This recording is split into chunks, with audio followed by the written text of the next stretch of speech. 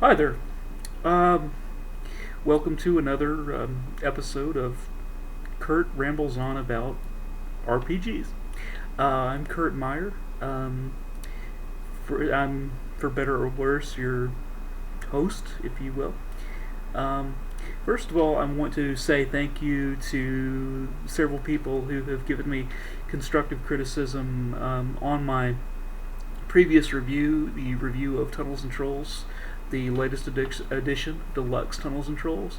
A couple of corrections that I need to make. Number one, the book is 368 pages, including covers, not 386. As I said in that review, that was a numbers transposition issue on my part, and I apologize for that. Secondly, I said that the Palladium system came out in 1983. That's actually incorrect. The first game released by Kevin Sambieta and Palladium Books featuring the Palladium system was the game Mechanoid uh, Invasion.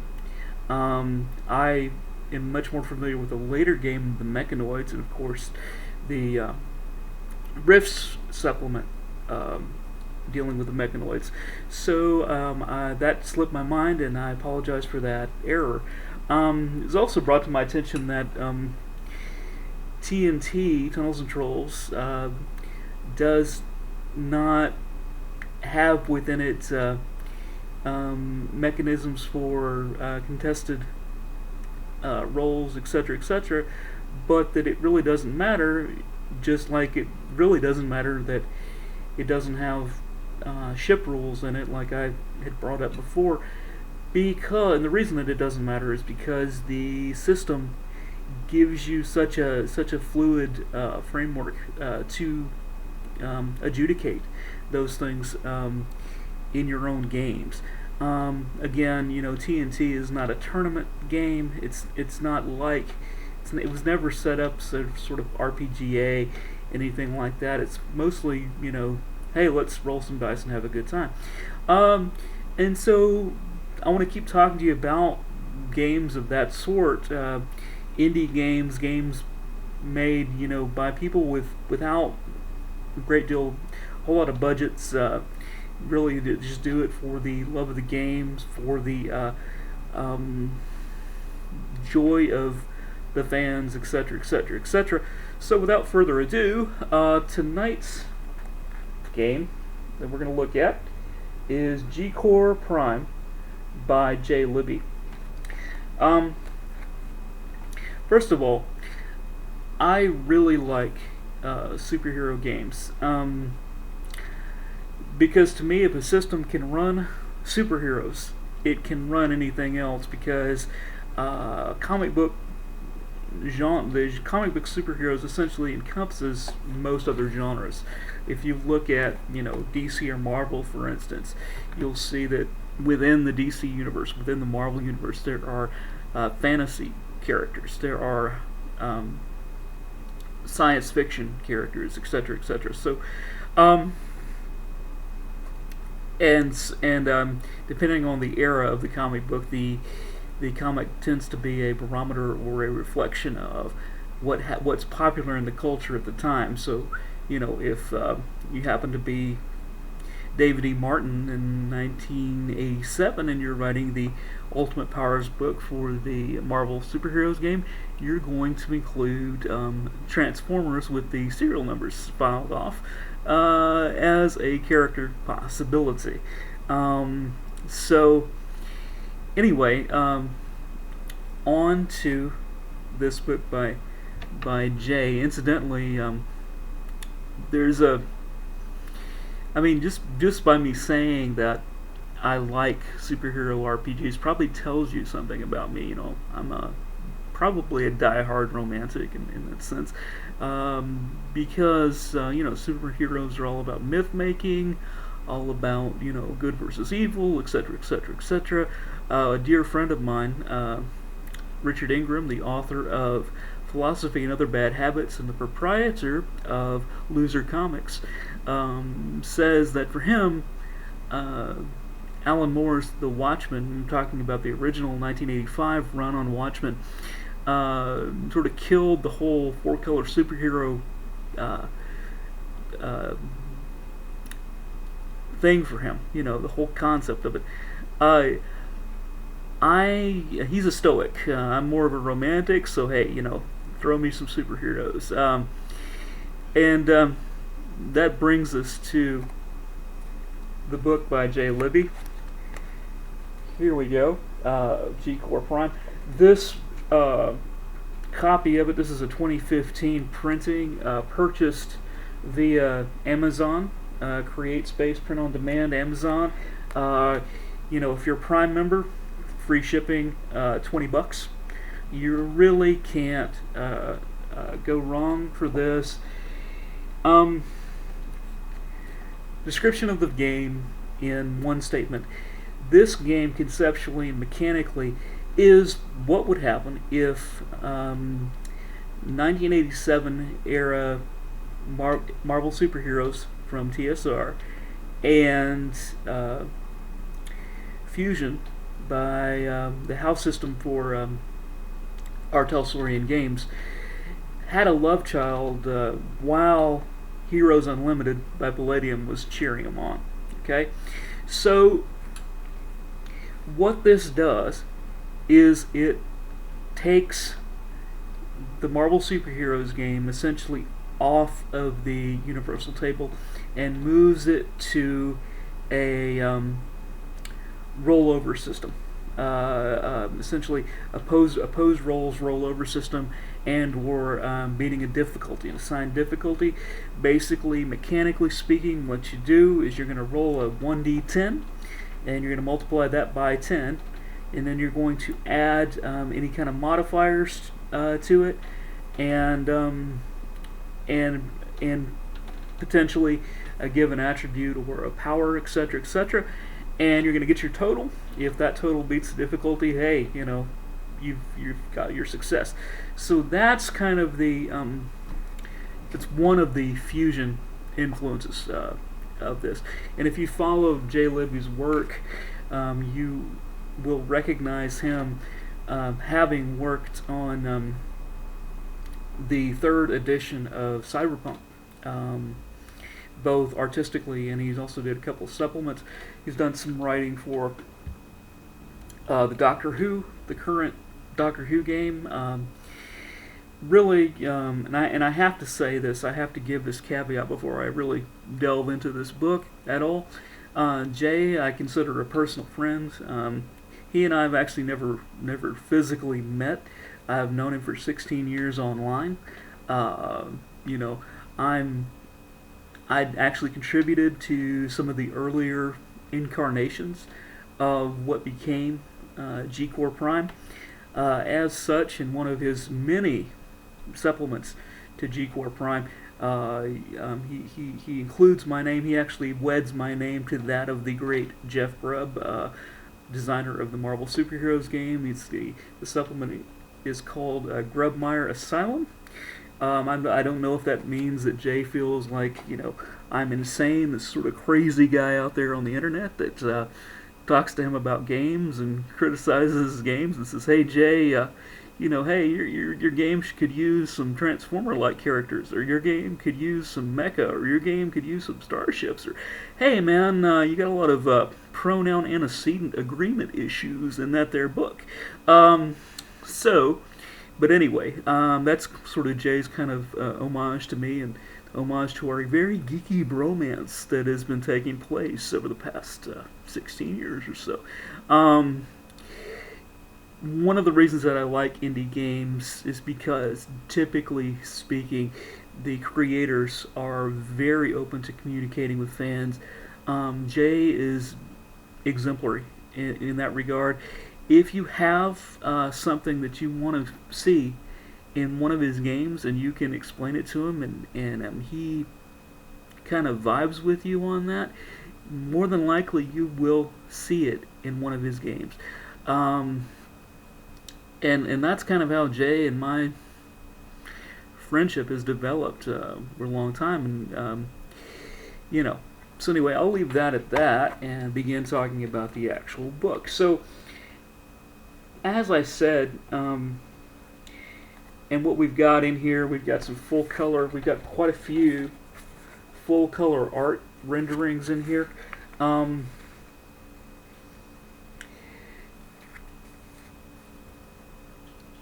the artwork actually looks quite vivid, printed on this paper. It's not the highest quality paper, but hey, you're talking about a $20 print-on-demand color book.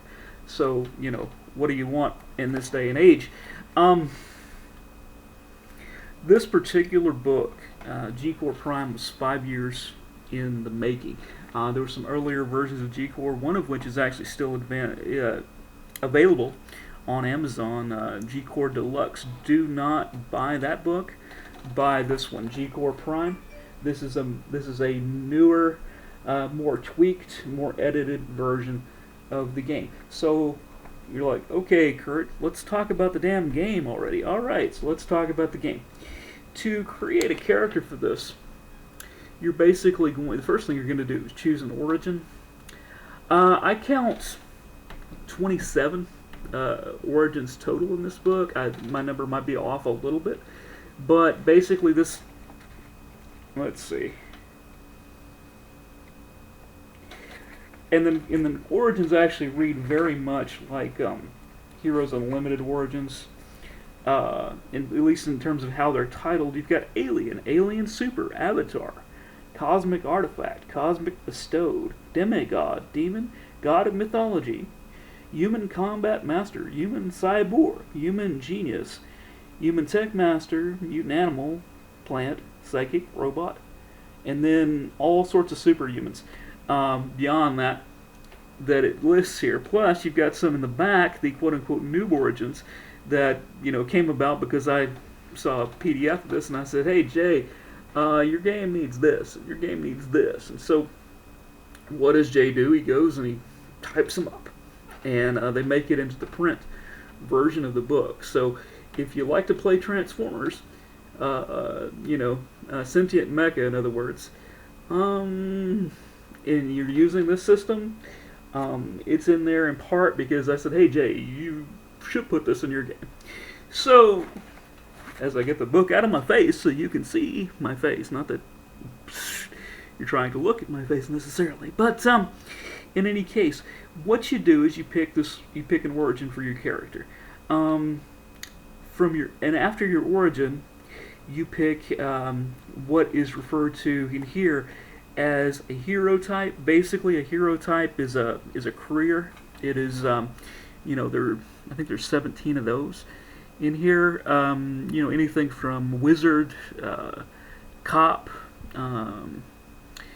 secret agent, any number of things. But you're going to put the hero type on there. You're going to overlay that with your origin, and it further develops the basic of your character.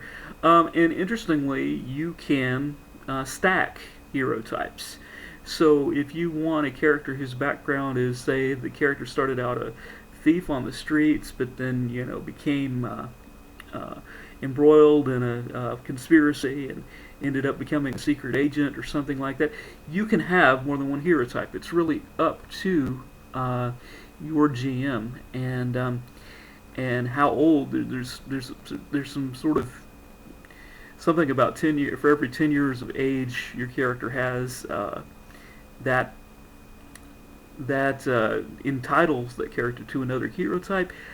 I think that might be an omission. It probably should be every 10 years of age after 24 or something. I don't know, but in any case, you can stack your hero types, and then from there you get your powers, get your character's powers, and you also incidentally you pick a concept for your character. So your character can be a physical character. Your character can be a more mental type of character. Your character can be a jack of all trades type of character, and all of that kind of factors in to your attribute scores and your overall scores, and your basically the beginning of your character.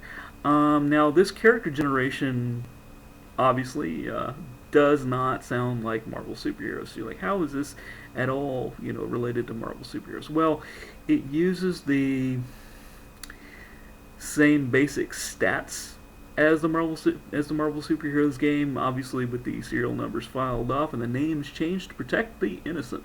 But yes, you can convert your old Marvel superheroes character into this game in a matter of a couple of minutes. As I understand it, Jay has converted scores of Marvel characters freely available on his website, Dilly Green Bean Game. I believe it's dillygreenbeangames.com, that you can check out. But so it is essentially backwards compatible with Marvel superheroes, which is a really nice thing if you have access to the old Marvel superheroes books. And by the way, check out Classic Marvel Forever, and check out Gaming Nerds Are Us, and you'll see quite a bit of Marvel superheroes material, again usable with this game and potentially with Icons and some other games. But what else about this book? Why should you buy this book? Why should you give Jay, your $20 or whatever? Actually, his take home on this is not, of course, going to be $20, but one thing I like about Jay's games in general, and certainly this one, is that there's a bunch of generics in the back of the book. If I can find it here. What it boils down to is that you can pretty much run this game with very, very little prep. Very little prep.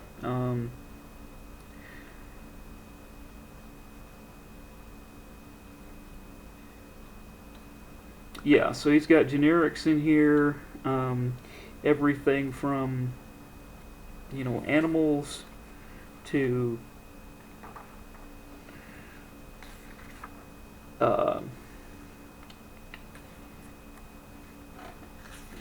giant creatures. He's got some giant creatures. He's got some crook robots, all different types of robots, and so on and so forth. So basically, you can populate your game pretty much on the fly. He's got a sample setting in here that is not the Guardian universe, which is the sort of implied setting for the system. In fact, two of the hero types that I can think of, the UN specials and the Guardian hero type, are Guardian universe character types. They come from Jay's campaign, the Guardian universe. But the sample setting in here is kind of a sort of noir Iron Age type setting. It may or may not be your bag, but Jay provides it for you if you don't have a setting to play with. This book is essentially a self-contained game. My only real critique of the book itself is that, Jay and I quibble about this kind of stuff often, or have, over the years. There's some pronoun antecedent agreement issues here and there, that kind of stuff. Most people don't care about that stuff. I'm just bizarre that way. So most of you probably you won't mind at all, but that's just my thing. Now, one thing about Dilly Green Bean Games, G-Core, and so forth, it's a one man endeavor. Okay, Jay Libby busts this stuff out. 2 or 3, I would say, 2 or 3 times a month. He releases a PDF supplement to the G-Core Prime game. Right now, it's a series of PDFs building on what he's calling G-Core Revival, which is the current itineration of his campaign that's been going on in one form or other since 1988. And you may not like everything in G-Core Revival, but the thing is, there's so much. You're gonna find something that you like, and most of these PDFs, I mean, these PDFs are priced on RPG Now less than a Starbucks, less than a latte, So you're not really losing out too much if you drop your latte money on one of these PDFs. If for no other reason, the PDF is going to remind you of the comics that you read as a kid or something of that nature. The core PDF, the PDF of this, is actually available for, I want to say $3.50, somewhere in that range, somewhere between $3 and $5 on RPG Now. Again, I recommend picking this up. As far as kind of what's informing the game design, other than the games that I mentioned, in many ways, Jay and I are cut from similar cloth in that, we started gaming with Marvel superheroes as an early gaming experience, Teenage Mutant Ninja Turtles, and we are around the same age, so we read a lot of the same comics. So a lot of a lot of the stuff that Jay includes in here, I have a reference point for.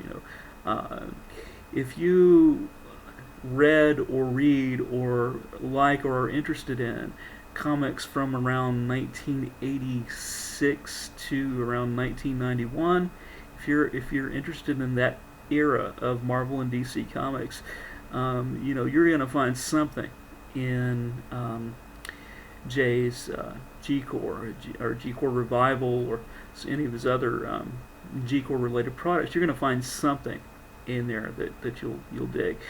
You may not, like I said, you may not vibe with everything, but hey, that's how it goes.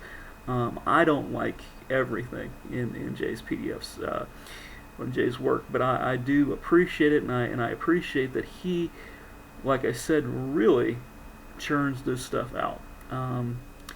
So check out G-Core Prime on Amazon. Check out G-Core Prime at RPG Now. Check out the other G-Core Prime products at RPG Now, including the one that has my name attached to it, for better or worse, right? But yeah, really, this is, you can't go wrong with the minimum PDF investment for this. If you at all were a fan of Marvel superheroes back in the day, or you like superhero RPGs in general, or you want to look at something that could be a workable house system, this may be something for you to take a look at. Okay, I think I have been talking long enough. We are at the 24-minute mark. I think that's good. So I'm going to sign off right now. Again, my name's Kurt Meyer. Thanks for tuning in.